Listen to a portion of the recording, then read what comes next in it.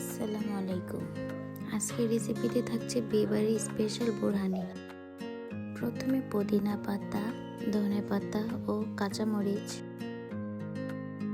সাদা সরিষা বাটা 2 টেবিল চামচ একত্রে সবগুলো ব্লেন্ডার করে নেব।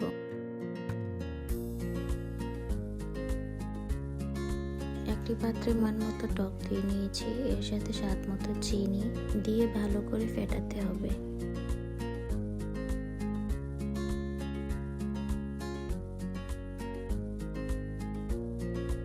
ফেটানো হয়ে গেলে এর মধ্যে পরিমাণ মতো সব মশলাগুলো দিয়ে দিব।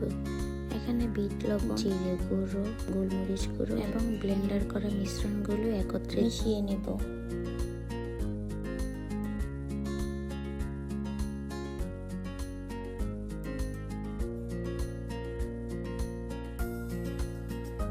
সাথে 2 টেবিল চামচ লেবুর রস দিয়ে দেব।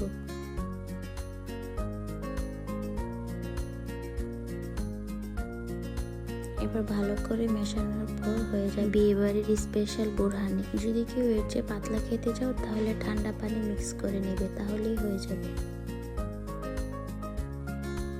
আজকে এখানেই বিদায় নিচ্ছি। আল্লাহ হাফেজ।